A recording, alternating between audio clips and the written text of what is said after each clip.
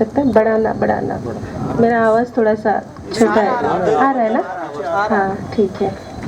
तो आइए हम वचन को शुरू करने से पहले छोटी सी प्रार्थना करेंगे। प्रभु जी, हम आपको धन्यवाद देते हैं ताकि हम आज सब कोई यहाँ पर एकत्रित होकर आपकी स्तुति भजन किए। प्यारे प्रभु जी, अभी हम आपका वचन को सुनने जा रहे हैं प्रभु जी। और प्यारे प्रभु जी, ये जो वचन आपने हमें दिया है प्रभु जी, ये हमारे जीवन के लिए करेक्शन के माध्यम से हो, यही हम आपसे और पवित्र आत्मा की गाइड से शुरू से लेकर अंत तक प्यारे प्रभु जी हमारे साथ रहना। प्यारे प्रभु जी, ये वचन जो अभी मैं प्यारे प्रभु जी मेरे मुखों के द्वारा मैं बोलूँगी प्रभु जी, वो मैं नहीं परंतु आप बोलना प्रभु जी, शुरू से आखिरी तक प्यारे प्रभु जी मुझे गाइड करना। इस छोटी सी प्रार्थना यीशु के नाम से मांगती हूँ, सुनिए और सरल राज में ग्रहण कीजिए, आमीन। आज का वचन जो मैंने चुना है कि सबसे बड़ी आज्ञा में हम लोग जो मार्कुस रचित सुसमाचार उसका 28 से 34 तक हम लोग देखे हैं। तो हम लोग किस किस वचन पर मनन करेंगे मैं वो आपको बोलती हूँ। पहला है कि 30 जो है उस वचन पर, और 31 और लास्ट है तू परमेश्वर के राज्य से दूर नहीं। ये 3 वचन पर हम ध्यान करेंगे। तो आइए हम देखते हैं, है ना। वचन कहता है कि तू प्रभु अपने परमेश्वर से अपने सारे मन से, अपने सारे प्राण से, अपनी सारी बुद्धि से, अपनी सारी शक्ति से प्रेम रखना, है ना। प्रेम रखना सारी मन से। मन हम लोग का हर समय क्या होता है ना, भटकता है। तो इसीलिए हम जब कभी भी परमेश्वर जानता है कि हमारा मन बहुत कमज़ोर होता है और भटकते रहता है, इसीलिए तो नीति वचन में कहता है कि पहले तुम अपने मन की रक्षा करना। हमें अपने मन की रक्षा करना है। तो यहाँ पर हम देखेंगे उन दिनों में क्या होता था कि फरीसियों के बीच में ये होता था कि आर्गुमेंट होता था कि सबसे बड़ी आज्ञा कौन सा है। तो उस समय में क्या हुआ, यीशु के दिनों में फरीसियों के बीच में एक सवाल को लेकर गर्मा गर्म बहस छिड़ी थी। वो सवाल था कि मूसा की कानून व्यवस्था में 600 से भी ज़्यादा नियमों में कौन सा बड़ा आज्ञा है। उस समय फरीसियों के बीच में होता था, क्योंकि 600 आज्ञा में सब कोई बोलते थे कि ये आज्ञा मुख्य है, कोई कहता था वो आज्ञा मुख्य है। तो आधा फरीसी कहते थे कि बलिदान, कुछ फरीसी का दावा था कि बलिदान चढ़ाने का नियम सबसे बड़ा है, और क्योंकि उन्हीं से पापों की क्षमा मिलती है। इस तरह का फरीसियों में आपस में झगड़ा होता था। तो और जबकि दूसरे फरीसियों का कहना था कि खतना का नियम सबसे अहम है, क्योंकि खतना उस वाचा का निशानी था जो यहोवा ने इब्राहिम के साथ बांधी थी। तो ये पहला फरीसी, 2 ग्रुप थे, उनमें से ये दोनों के बीच में हमेशा झगड़ा होता था कि ये नियम सबसे बड़ा है। कोई कहता था बलिदान का नियम बड़ा है, तो कोई कहता था कि खतना का नियम बड़ा है। लेकिन उन सबों को कट करके यीशु कहते हैं कि यीशु ने उनसे कहा कि मेरी सुनो। पर यीशु कहते हैं कि मेरी सुनो कि तू प्रभु अपने परमेश्वर से, अपने सारे मन से, अपने सारे प्राण से, अपनी सारी बुद्धि से और अपनी सारी शक्ति से प्रेम रखना। और दूसरा क्या है कि तू अपने पड़ोसी से अपने समान प्रेम रखना। इससे बड़ी कोई आज्ञा नहीं है। तू परमेश्वर के राज्य से दूर नहीं है। ये 3 पॉइंट को मैं इसलिए ली कि हम लोग का जीवन में कोई किसी को अपने बारे में सीरियस मत लेना। ये हम यहाँ पे सबको एक परिवार है, तो हम लोग इस वचन को एक करेक्शन के रूप में लेंगे। तो आइए हम देखेंगे परमेश्वर ने हमसे कैसा प्रेम किया। मैंने 3 पॉइंट को लिया है यहाँ पे कि देखिए, परमेश्वर ने हमसे कहा कि यीशु ने हमसे कहा कि तू प्रभु अपने परमेश्वर से, अपने सारे मन से, अपने सारे, वो हमको ऑर्डर दिए कि आप इस तरह से हमसे प्रेम कर सकते हो। लेकिन प्रभु ने ऑर्डर हमको मिला, लेकिन प्रभु ने हमसे कैसा प्रेम किया, है ना। हम ये सोचने वाली बात है कि परमेश्वर ने हमसे कैसा प्रेम किया। परमेश्वर ने हमें इस तरह से प्रेम किया कि परमेश्वर ने जगत से यानी कि हमसे ऐसा प्रेम रखा कि उसने अपना एकलौता बेटा को दे दिया, ताकि जो कोई उस पर विश्वास करे वह नाश ना हो परंतु अनंत जीवन पाएगा, है ना। तो हम लोग ने देखे कि परमेश्वर ने हमसे किस तरह का प्रेम किया है, वो एग्जाम्पल दिया है। परमेश्वर हमको एग्जाम्पल दिए हैं। तो यहाँ पे यदि हमसे क्वेश्चन करते हैं कि परमेश्वर ने तो अपना प्रेम दिखा दिया, कल को प्रभु हमसे अपना बेटा या बेटी अपनी सेवा के लिए मांगता है तो क्या हम उसके लिए तैयार है क्या? ये सोचिए, ये सोचने वाली बात है। परमेश्वर ने सारे जगत से प्रेम किया है, अपना बेटा को भी दे दिया है। और अपना बेटा को कैसा दिया? हम लोग को परमेश्वर को प्रेम करने के लिए कोई नहीं है, हम लोग के सिवा उसका कोई नहीं है, क्योंकि वो बहुत प्रेम है ना। और देखिए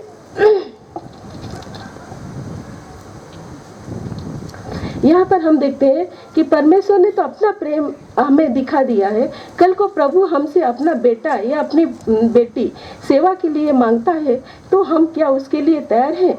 प्रभु ने तो देने के लिए देने का मतलब क्या है? आप जानते हैं देने का मतलब क्या है? उसका मतलब यह है कि अपनी इच्छाओं को परमेश्वर ने अपना बेटा, कभी कोई अपना बेटा को दे सकता है क्या? कभी हम लोग का बेटा को अभी आप देखिए ना, कोई अपना बेटा को मारा तो हम उसको बोल के आते 2 मार के आ जा, इस तरह का बोलते हैं, है ना। लेकिन यहाँ पे हम लोग को इस तरह का तैयार होना है, क्योंकि उसने अपना प्रेम दिखाया तो हमें भी अपना प्रेम उसको दिखाना है। आप जानते हैं उसका मतलब क्या है? अपनी इच्छाओं को दबाना, गाड़ देना, प्रतिदिन अपने क्रूस को उठाना, अपनी इच्छा को जीरो कर देना, अपनी इच्छा को क्या करना? मार देना।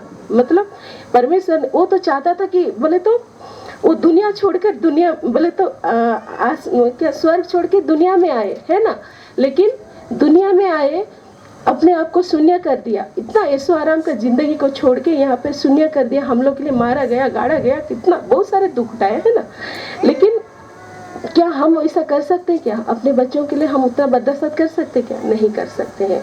तो परमेश्वर ने हमसे कैसा प्रेम किया ये हम यहाँ पर देखते हैं।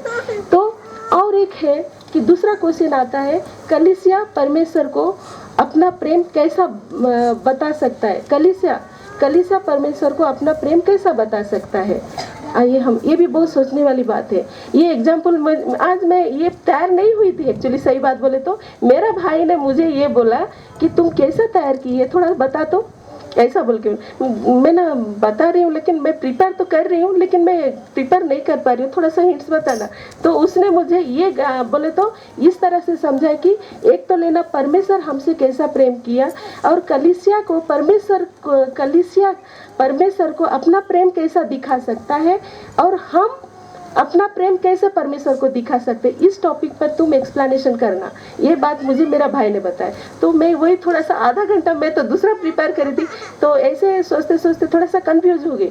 फिर मैंने बैठी, फिर प्रेयर किया, फिर जब अकेले में बैठी तो वहाँ पर एग्जाम्पल्स आते गए। तो यहाँ पर देखिए, एक है कि कलीसिया परमेश्वर को अपना प्रेम कैसा दिखा सकता है। आइए हम देखते हैं कैसे दिखा सकता है।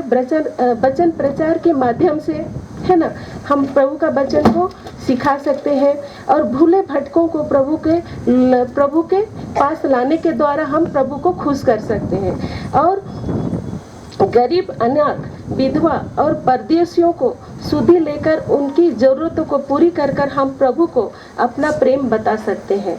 इस तरह का यदि कलीसिया में कुछ गलत होता है, उसे आपस में सुलह और मेल मिलाप करने के द्वारा हम अपना प्रेम, कलीसिया परमेश्वर को इस तरह से प्रेम दिखा सकता है।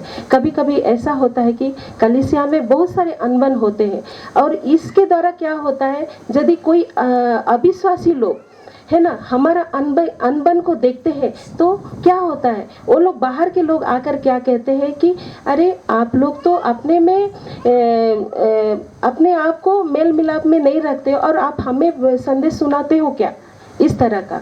तो हमें बहुत सोच समझ कर चलना चाहिए, क्योंकि हमारे द्वारा कोई ठोकर ना खाए, इस तरह का। तो कलीसिया का परमेश्वर के प्रति इस तरह का प्रेम दिखाना चाहिए। कैसा? न वचन प्रचार के माध्यम से हम परमेश्वर को प्रेम दिखा सकते हैं, भूले भटकों को प्रभु में लाने के लिए हम कोशिश कर सकते हैं। अभी देखिए, फॉर एग्जाम्पल हम देखते हैं भूले भटके, सपोज किसी का बेटी या बेटा कुछ गलत काम करता है, तो हमारा कलीसिया का काम बनता है कि उस बच्चे को सबके सामने लाकर सब पूरे कलीसिया बैठकर उसके समझाना चाहिए, ना कि उसका गलतियों को चारों तरफ फैलाना चाहिए। इसके द्वारा हम क्या करते हैं, यदि हम बाहर फैलाते हैं तो हम क्या करते हैं, ना प्रभु का नाम को हम क्या करते हैं, ना बदनाम करते हैं। इससे हम अपना प्रेम को साबित नहीं करते। तो कलीसिया का यही होता है कि हम हर एक चीज को सुधारे, करेक्शन करे और ढापे, एक दूसरे का बोझ उठाए। ये होता है कलीसिया परमेश्वर के प्रति प्रेम दिखाने का। तीसरा पॉइंट आते हैं कि हम परमेश्वर को कैसे खुश कर सकते हैं, हम अपना प्रेम किस तरह दिखा सकते हैं। आइए हम देखते हैं मत्ती उसका 5वां अध्याय 3 से लेके 12 तक, उसमें किस प्रकार से लिखा है। वहाँ पर इस प्रकार से लिखा है, धन्य वचन है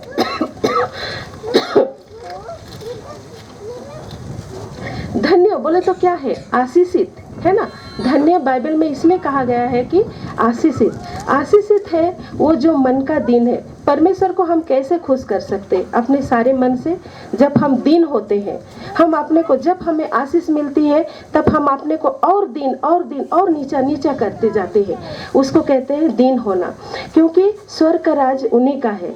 धन्य है वे जो शोक करते हैं, क्योंकि शांति पाएंगे। शोक करने का मतलब क्या है? दूसरों को, जब किसी के घर में मौत होता है या किसी के घर में कुछ दुखद घटना घटते हैं, तो हमारा कर्तव्य ये होता है कि हम उनके परिवार में, हमारा ही घर में ये दुख शोक हुआ है, इस तरह का हमारे जीवन को क्या करना है ना, अपने आप को उनके प्रति ढाल देना है। इसे कहते हैं शोक करना। धन्य है, आशीषित है वे जो शोक करते हैं, क्योंकि वो शांति पाएंगे। धन्य है वे जो नम्र है, क्योंकि पृथ्वी के अधिकारी होंगे। परमेश्वर कभी घमंडी लोगों को ऊपर ऊंचे स्थान पर नहीं बैठाता है। कभी भी आप देखिए, जो कोई भी आप घमंड किया है, उसका सिंहासन जरूर एक दिन गिर गया है, उसका नाश हुआ है। तो परमेश्वर कहता है कि जो नम्र है, क्योंकि वो पृथ्वी के अधिकार होंगे। घमंड से परमेश्वर घृणा करती है। तो और एक है, धन्य है वे जो धार्मिकता के भूखे और प्यासे हैं, क्योंकि वो तृप्त किए जाएंगे। धार्मिकता के भूखे प्यासे हैं बोले तो क्या है? राइट लिविंग है ना, राइट लिविंग, जो हम लोग अच्छी चाल चलना। क्योंकि हम जब जाते हैं, हमारे चाल चलन को देखते लोग कहेंगे कि सचमुच ये बाइबल का पढ़ने वाला है और ये प्रभु का, यीशु मसीह का चेला है, इस तरह का कहना चाहिए। तो हमको धार्मिकता का प्यास होना बहुत जरूरी है, राइट लिविंग जिसे कहते हैं। धार्मिकता, धन्य है वे, आशीषित है वे जो धार्मिकता का भूखे प्यासे हैं, क्योंकि वे तृप्त किया जाएंगे। जब हम अच्छा करना चाहते हैं तो परमेश्वर हमारे लिए उस तरह का रास्ता खोलता है। कभी आप आजमा के देखिए। मेरा ज़्यादा एजुकेशन नहीं है, मैं 12th पास हूँ, नर्सिंग किया है और आज यहाँ पर आई हूँ, सही बात है। लेकिन लोग इतने सारे 5 इंग्लिश बोलते हैं, सब कुछ मैं उनको देखती रहती हूँ, लेकिन परमेश्वर मुझे वहाँ पर उठाता है, वहाँ पर कोशिश करता है, क्योंकि मुझे वहाँ पर संभाल के लेके चलता है। क्योंकि मैं जानती हूँ, मेरा कमजोरी को मैं जानती हूँ, परमेश्वर जानता है। मैं किसी के पास नहीं जाती हूँ, मैं उनको बोलती हूँ। तो हम जब धार्मिकता के लिए, कुछ अच्छा करने के लिए पास जब भूखे रहते हैं, तो परमेश्वर उसको हमको तृप्त करता है। तो इसी से हम लोग परमेश्वर को खुश कर सकते हैं। धन्य वे जिनका मन शुद्ध है, क्योंकि वो परमेश्वर को देखेंगे, है ना।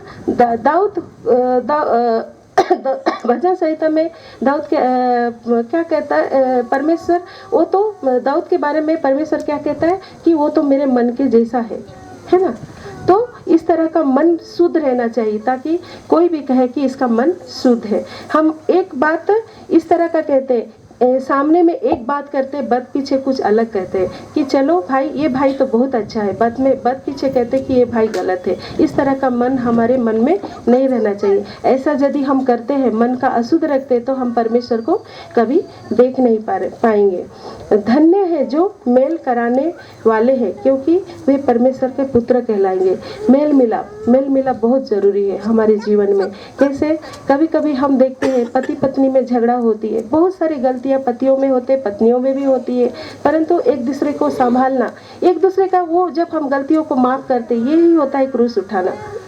यही होता है, हम जब गलतियों को बहुत माफ़ करते ना, देखते हैं हमको तकलीफ होता है, किसको तकलीफ नहीं होता है, उसी को कहते हैं क्रूस उठाना।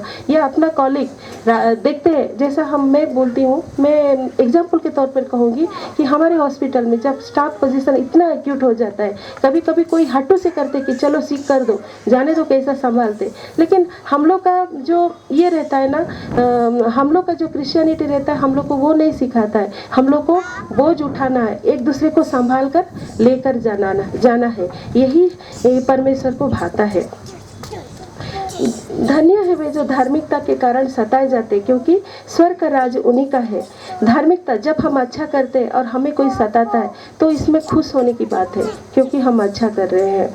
और कभी कभी हम ऐसे भी करना है कि हम करके दूसरों का नाम, अरे फलना, अपना नाम नहीं बताना है, उन दूसरों का जो नहीं किया है ना, जो नहीं करता है उसका नाम नहीं, उन्होंने किया है, अपना बड़ापन कभी नहीं दिखाना है। इससे भी परमेश्वर बहुत खुश होते हैं।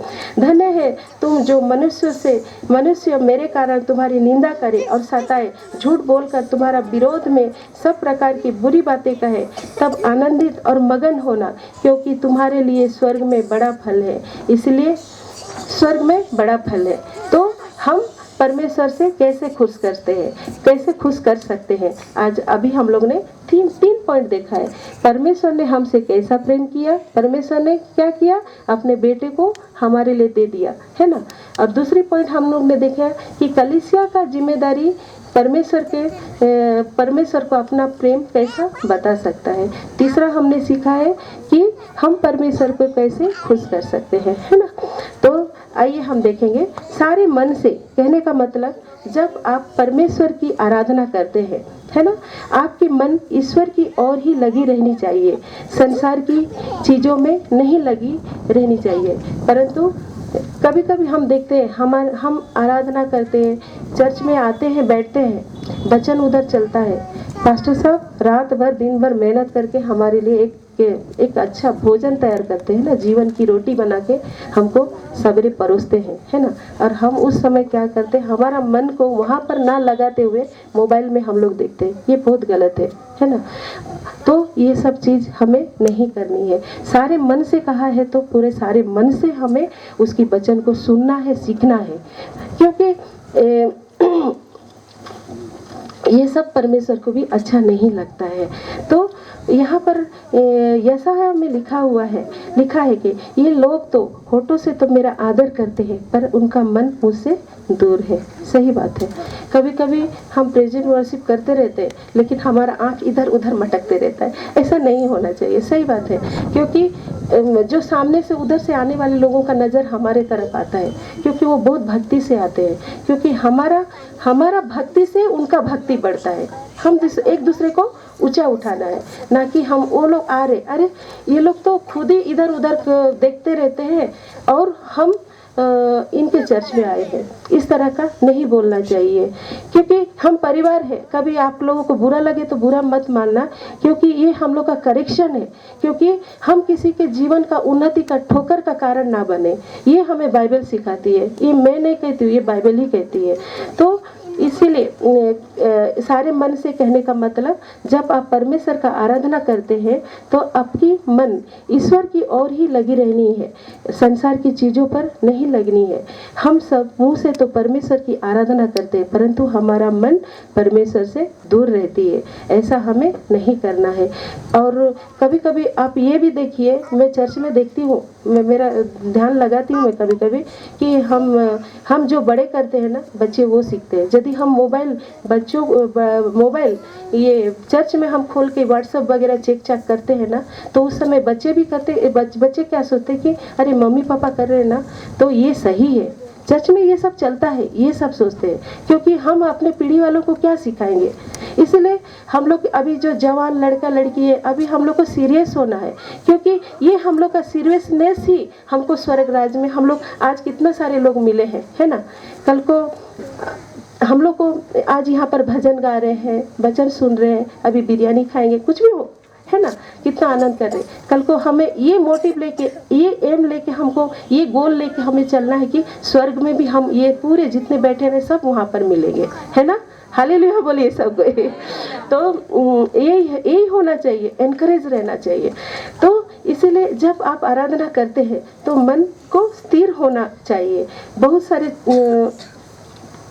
सारे चर्चेस में हम बहुत सारे जगह पे हम देखते हैं कि प्रेजेंट वर्शिप कर लेते हैं लोग, यूथ लोग विशेष करके। मुझे यूथों से बहुत प्यार है, इसलिए मैं प्यार करती हूँ कि मेरे बच्चे भी जवान हो रहे। तो किसी का बच्चा बिगड़ता है तो मुझे दुख होती है, मुझे चोट आती है। तो इसीलिए मैं यूथ को ज़्यादा एनकरेज करने के ये में रहती हूँ। कभी खाली हमारा यहाँ पर नहीं है, हॉस्पिटल में भी कोई आते हैं तो मैं लड़के बच्चों को ज़्यादा एनकरेज इसलिए करती हूँ क्योंकि वो लोग बहू लेके आएंगे ना, लड़कियाँ तो जाएंगी ससुराल में, इसीलिए मैं लड़कों को ज़्यादा इम्पोर्टेंस देती हूँ, क्योंकि उन लोग अच्छा रहेगा तो उनका परिवार अच्छा रहेगा, है ना। तो हर कोई चाहता है कि, हर कोई पत्नी चाहती है कि अपना पति अच्छा हो, यही चाहता है। तो इसलिए मैं लड़कों को बहुत ज़्यादा ध्यान देती हूँ। तो इसलिए प्रेजेंट वर्शिप करते हैं ना, तो प्रेजेंट वर्शिप करने के बाद नीचे नहीं जाना है, क्योंकि प्रेजेंट वर्शिप है ना, प्रेजेंट वर्शिप होने के बाद पास्टर साहब भी तो इतना मेहनत से रात भर आंख ये कर करके, चश्मा पहन के पूरा तैयारी के साथ रहते हैं। तो वो वचन को तो हमको सुनना है, उसको ग्रहण करना है, उसको शिक्षा को लेना है। नहीं, सही बात है, क्योंकि यदि आज हम लोग स्टेज में, हमको स्टेज मिला है, अब हम यदि अपने बच्चों को करेक्ट नहीं करेंगे तो कौन करेगा? बाहर वाला करेगा। बाहर वाला बोलेंगे कि अरे ये क्रिश्चियन लोग तो ऐसे ही रहते हैं, ऐसे ही बोलेंगे। तो हमारा भाई भी बहुत कड़क बोलते हैं, तो इसीलिए मैं भी उनका सुन के मैं भी कड़क बोलना सीख गई हूँ। तो ये है, तो प्रेजेंट वर्शिप जब हो जाता है तो हमें नीचे नहीं जाना चाहिए, पूरा लास्ट तक रहना है, ताकि सुनना है, क्योंकि किसी का परिश्रम को व्यर्थ जाने नहीं देना है। और हो सके तो आप लोग जो सीखते हो ना, उसको नोट्स बनाइए, बहुत इम्प्रूव होगा। आप नोट्स इसलिए बनाने के लिए बोल रही हूँ क्योंकि हमें भी हमारा मेंटर ने हमको ऐसा सिखाया कि तुम जो सीखते हो उसको नोट्स बनाओ। नोट्स इसलिए बनाइए क्योंकि कल को आप रहे या ना रहे, लेकिन आपके बच्चे तो रहेंगे। कल को वो लोग देखेंगे कि अरे मेरे पापा ने कुछ लिख के रखा है, मेरी मम्मी ने कुछ लिख के रखा है नोट्स। मैंने भी बहुत सारे नोट्स बना के रखी हुई है। तो इसी तरह का आप लोगों ने नोट्स बनाइए, बहुत अच्छा रहेगा। क्योंकि आपको कभी ऐसा लगता है कि आप आज आप जो पोस्ट पे है, आप आज जो कुछ भी काम करते हैं, आपको लगता है कि मेरा बच्चा मेरे से और थोड़ा ऊपर जाएगा। हर कोई माँ बाप ऐसे चाहते हैं। तो इसीलिए जिस तरह सांसारिक तौर पर वो लोग बढ़ते जाएंगे, उसी तरह आत्मिक तौर पर भी उनको बढ़ना बहुत ज़रूरी है। ये हमें ध्यान देना है।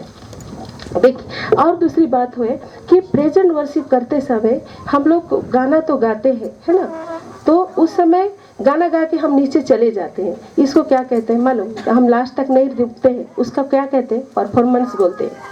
क्योंकि आप गाना गाने के लिए ही स्टेज पर आए, बाकी वचन सुनने के लिए आपने नहीं आया, तो इसको हम कहते हैं परफॉर्मेंस दे के चला गया, है ना। यदि संडे स्कूल में जाते हैं, वो टीचर है तो उसका कोई गलती नहीं, क्योंकि वो पढ़ाने जा रहा है। लेकिन हम प्रेजेंट वर्शिप करके बाहर बैठते हैं, चीट चैटिंग करते हैं, गप्पे मारते हैं, तो ये गलत है, ये नहीं करना है, क्योंकि आप मेरे बच्चे हो।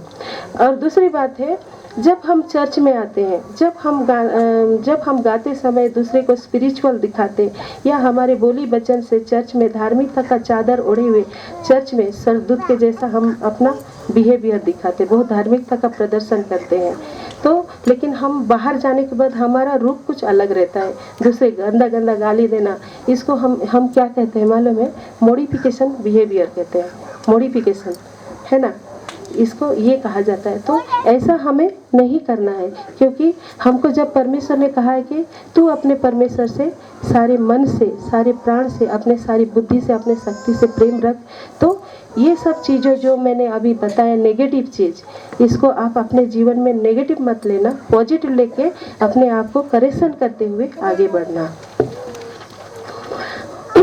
हमें ऐसा नहीं करना, हमारी आंखों में इधर उधर नहीं बल्कि खुदा की ओर लगाना है, उसकी उपस्थिति को अनुभव करना है। प्रभु चाहते हैं कि आप उन्हें अपनी सारी शक्ति और सारी बुद्धि के साथ प्रेम करें। प्रभु के लिए अपना निर्णय बदले है, आपका निर्णय में प्रभु को महिमा और आदर मिले। आइए हम एक एग्जाम्पल तौर पर सीखेंगे। क्या सीखेंगे देखिए, मैं बताती हूँ। एक एग्जाम्पल मैंने तैयार किया है। आप हो सके तो गूगल में भी पा सकते हैं उनके बारे में।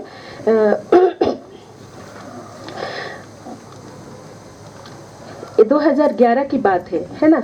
तो उस समय क्या होता है, मिस यूनिवर्स का कंटेस्ट हो रही थी। तो फिलीपींस को जो प्रेजेंट कर रही थी उनका नाम था सैमसी सुपसुप। उनका नाम बहुत हार्ड है, सैमसी सुपसुप थी। तो उनके बारे में बताने का मतलब ये है, जो भोजन मुझे अच्छा लगा मैं आपको बांट दे रही हूँ। तो ये है।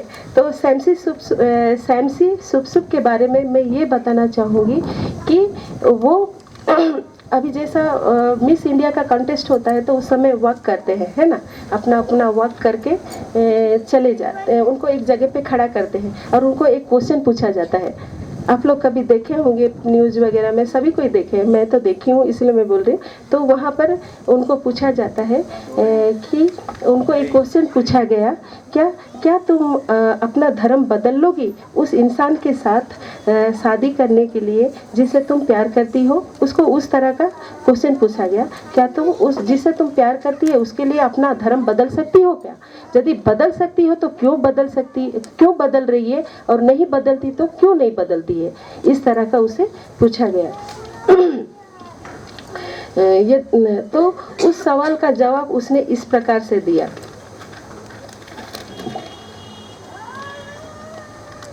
वो कहती है कि यदि मुझे धर्म बदलना पड़ा तो मैं उस इंसान से शादी नहीं करूंगी। देखिए कितना बड़ा स्टेज है। मिस यूनिवर्स का कंटेस्ट बोले तो कितना बड़ा स्टेज रहता है, कितने सारे कंट्री से लोग आए रहते हैं ना।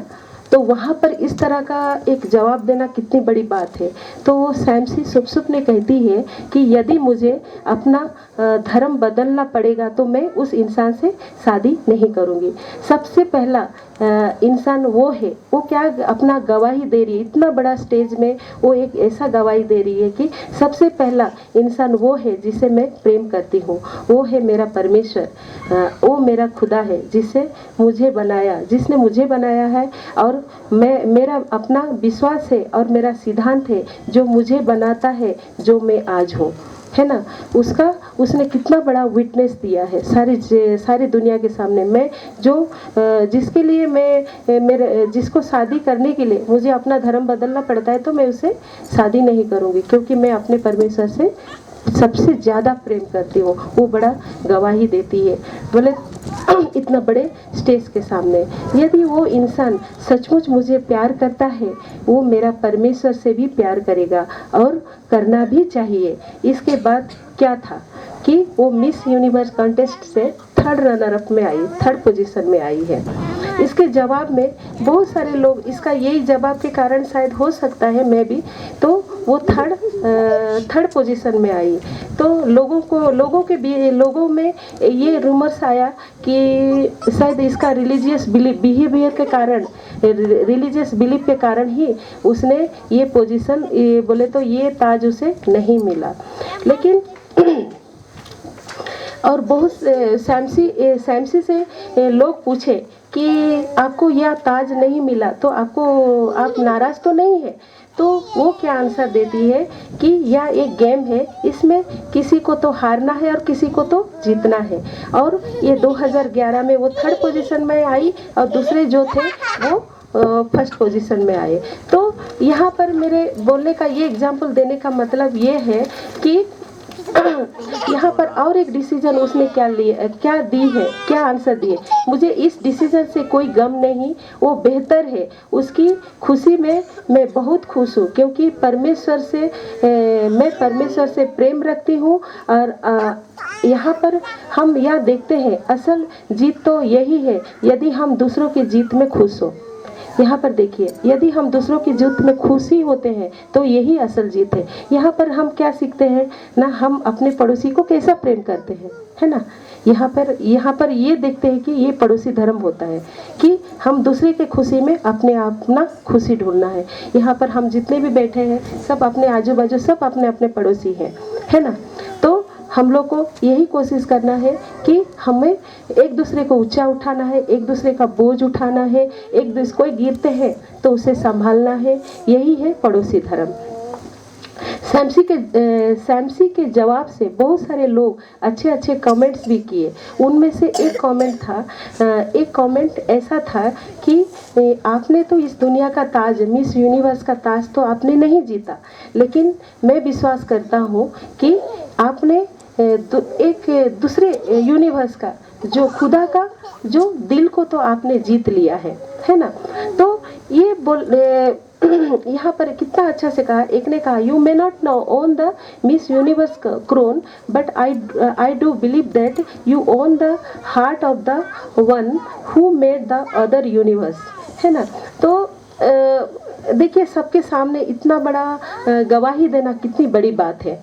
तो भले ही उसे दुनिया की ताज नहीं मिला, लेकिन परमेश्वर के निकट उसका रेडीमेड ताज है ना। तो लेकिन परमेश्वर के निकट उसे इस बोल्ड कॉन्फिडेंस और नीडर आंसर के लिए ये उसको परमेश्वर के तरफ से एक ताज मिल चुका है। ये स्टोरी बताने का रीज़न एक ही है कि हमारे जीवन में हमें परमेश्वर को पहला स्थान देना है।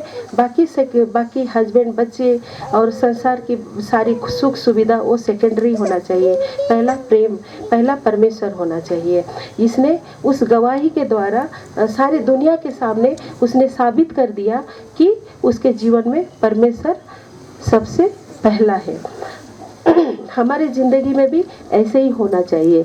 लोगों को खुश करने के लिए खुदा को पीछे नहीं रखना चाहिए, है ना। तो हमें पहला स्थान, ये स्टोरी से हमें यही सीख मिलती है कि पहला स्थान परमेश्वर। प्रभु यीशु ने कहा, अगर तुम लोगों के सामने मेरा अंगीकार करो तो मैं भी मेरे पिता के पास अंगीकार करूंगा, और यदि तुम मनुष्यों के सामने मेरा इनकार करोगे तो मैं भी इनकार करूंगा कि मैं इन्हें नहीं जानता हूँ। कितना बड़ा विटनेस है। यदि हम लोगों के सामने अपना परमेश्वर का अंगीकार करते हैं तो परमेश्वर भी हमें रिटर्न गिफ्ट देता है। जब भी हमें मौका मिलेगा हमें परमेश्वर का नाम को ऊंचा उठाना है और उसकी गवाही को देना है। और थर्ड पॉइंट में हम देखेंगे हमारा निशाना परमेश्वर को खुश करना ही होना चाहिए। सैमसी ने जजेस को तो निराश किया, लेकिन खुदा को प्रसन्न किया है। हम इस स्टोरी से हम देखते हैं। तो देखिए दानियल ने भी कैसे खुदा को खुश किया था, सदरक मेशक ने भी परमेश्वर को पहला स्थान देकर खुश किया था, है। इंसान के लिए प्यार करना, दया करना इत्यादि हम कहाँ से सीखते हैं? बाइबल से ही सीखते हैं। लास्ट में मैं कहना चाहूँगी, यदि हमारा स्पिरिचुअल लाइफ सही है तो मोरल लाइफ भी खुदा को प्रसन्न सही नहीं है तो हमारा मोरल लाइफ भी खुदा को प्रसन्न नहीं कर सकता है। अभी देखिए लास्ट एग्जाम्पल मैं दूंगी रूथ के बारे में। हम देखते हैं कि उसने किस तरह अपनी सासू माँ की सुधि ली है। वो तो एक मोआबिन थी, है ना। वो अपनी मोआबिन थी, फिर भी उसने किस तरह, हो सकती थी वो जवान थी, खूबसूरत थी, वो अपना हस्बैंड मरने के बाद दूसरा शादी भी कर सकती थी, परंतु उसने वैसा नहीं किया। उसने अपने सासू माँ से क्या कहती है कि तुम मुझसे यह विनती ना कर कि मुझे छोड़कर लौट जा, ऐसा मत का, क्योंकि तू जहाँ जाए उधर मैं भी जाऊंगी, जहाँ तू टिके वहाँ मैं भी टिकूंगी, तेरे लोग मेरे लोग होंगे, तेरा परमेश्वर मेरा परमेश्वर होगा।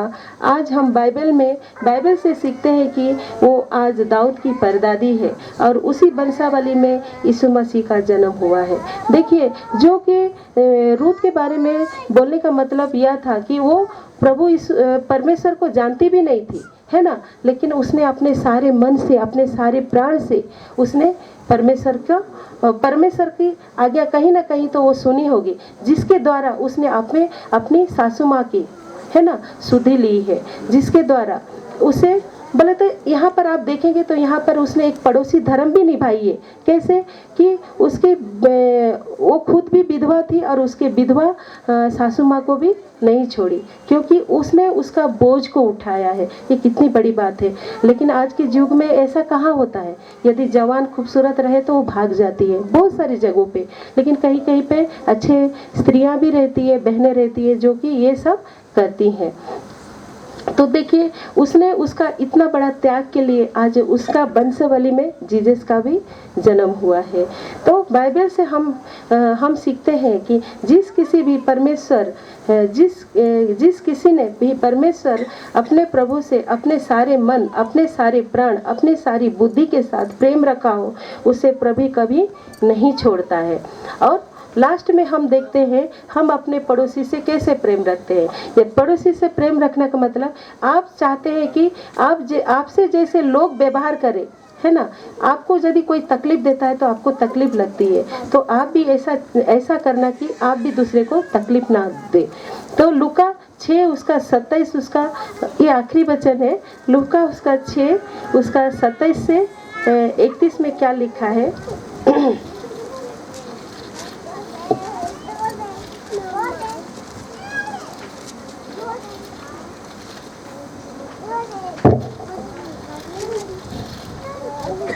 उसमें इस प्रकार लिखा है, पड़ोसी धर्म कैसे निभाएंगे ना, है ना। परंतु मैं तुम सुनने वालों से कहता हूँ कि अपने शत्रुओं से प्रेम रखो, जो तुमसे बैर करे उनका भला करो, जो तुम्हें श्राप दे उनको आशीष दो, जो तुम्हारा अपमान करे उनके लिए प्रार्थना करो, जो तेरे एक गाल पर थप्पड़ मारे उसको और दूसरा भी फेर दो, और जो तेरे दोहरा छीन ले उसको कुर्ता लेने से भी ना रोको। जो कोई तुझसे मांगे उसे दे, और जो तेरी वस्तु छीन ले उसे ना मांगे। जैसा तुम चाहते हो कि लोग तुम्हारे साथ करें, तो तुम भी उसके साथ वैसा ही करो, है ना। ये आखिरी पद है, क्योंकि ये सब जो अभी हमने एग्जाम्पल सुना है, तो जब हम ये सब करते हैं, आखिरी वचन हमने क्या सुना है, ये 3 पॉइंट्स लिए थे, उसमें आखिरी का जब हम ये सब कार्यों को अपने जीवन में करते हैं तो हम क्या होते हैं, परमेश्वर के राज्य से हम दूर नहीं रहते हैं। तो आज का वचन यहीं पे मैं समाप्त करती हूँ। प्रभु आप सबों को ढेर सारा आशीष दे। आमीन।